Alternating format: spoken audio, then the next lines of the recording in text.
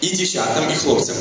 Їм за певний проміжок, малесенький проміжок часу потрібно дуже швидко звільнитися від цього скотчу. Яким чином ми будемо цей час визначати? Дуже все просто. Я буду запалювати сірник, і коли він догорає, і якщо вони не встигають звільнитися від скотчу, вони просто пропадають. А якщо все-таки вони звільняться, то ми побачимо, чи це взагалі таки можливо. В принципі, ми так собі думали, то це неможливо. То все може бути. Хто його знає? Може вони знають якісь свої фокуси? Окей.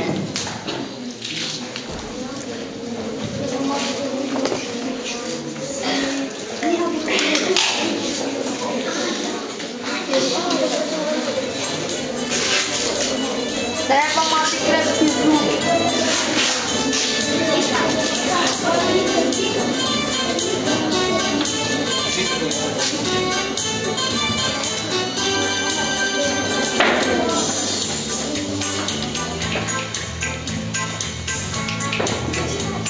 Я одразу зажигаю свічку, одразу починається готувати.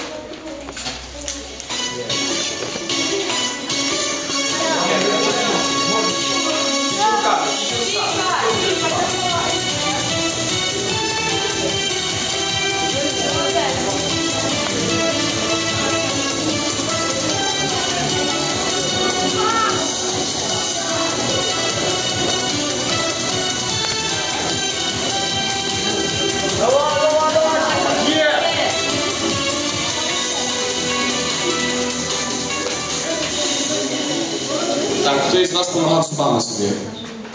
Ти? І ти, так? І ти. Ага, я просто трошки неправильно сказав самі правила. Не уточнив. Повторіть, будь ласка, ще раз. Бистренько, скотчем. З зубами не допомагаємо.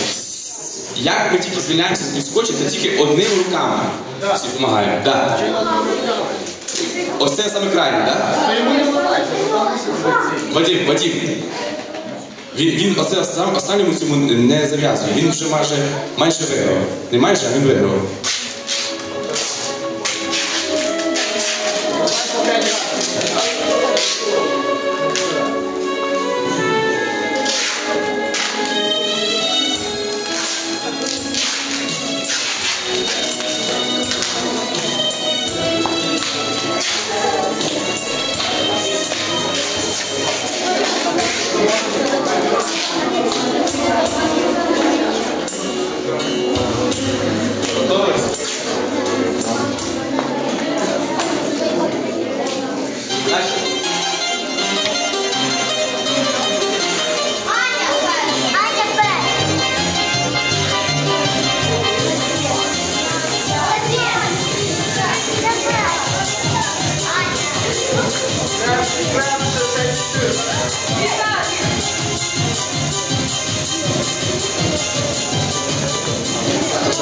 Будь ласка, присядьте.